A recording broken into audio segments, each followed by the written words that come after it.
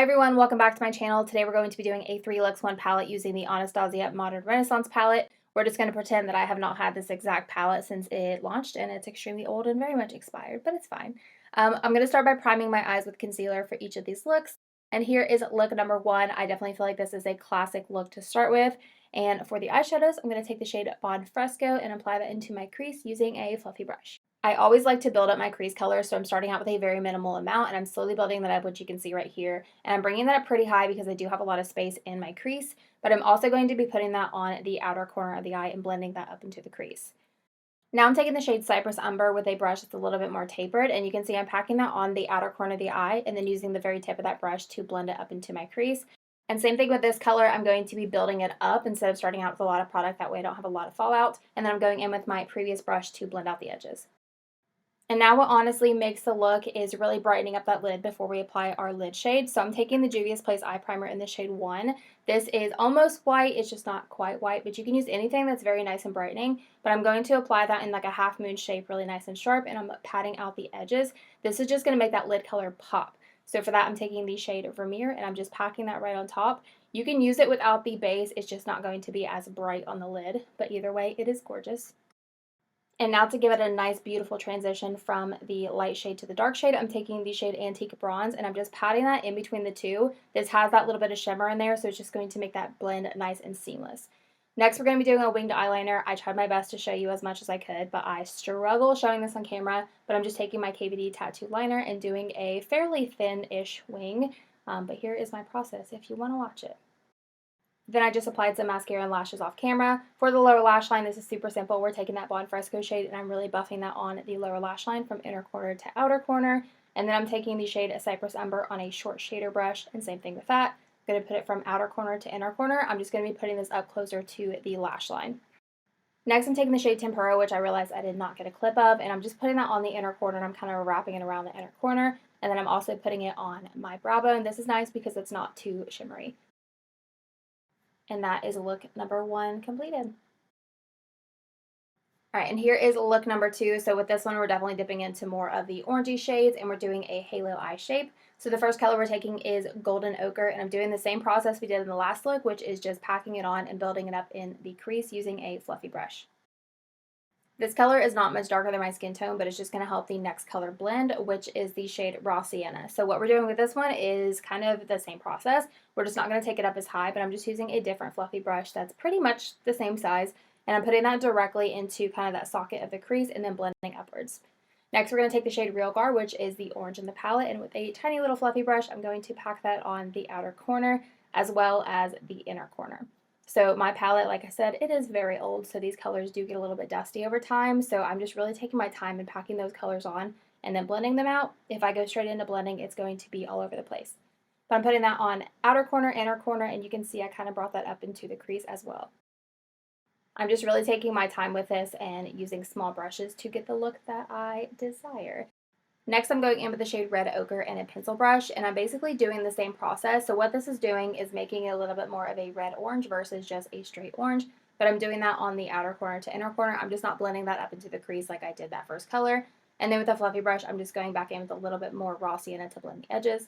Now with that shade Cypress Umber and a super tiny little pencil brush, I'm putting that on the very, very outer corner and the very, very inner corner. You can see it nice and small. This is just going to further create that illusion of a halo eye.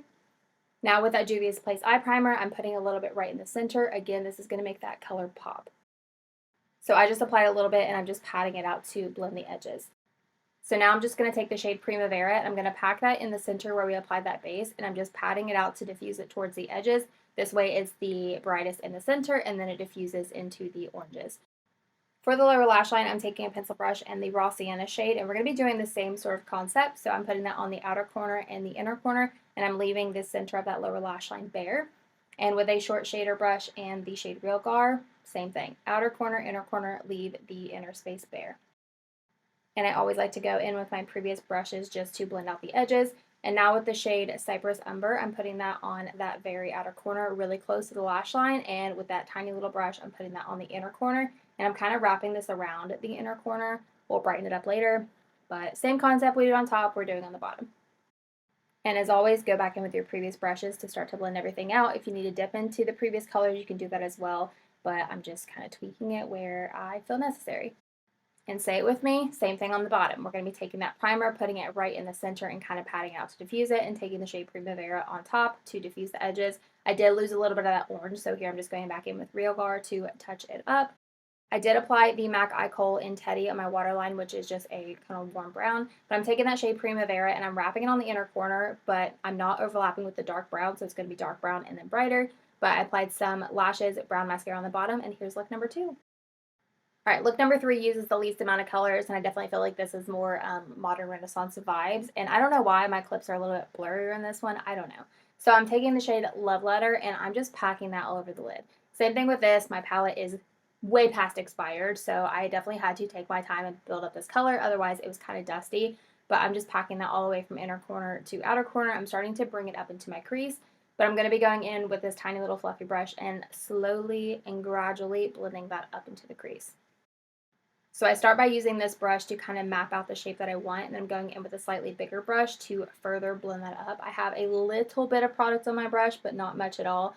But again, really take your time with this. I recommend like looking forward into a mirror, as you see I'm doing right here, just to see kind of where it's sitting when my eyes are open, and then just slowly fading it up.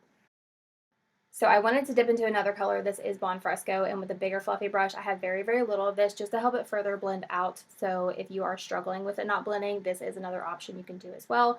Once you do that, you do kind of lose that pigment in your crease and on the lid. So here I'm just going back in with my previous brushes to touch everything up.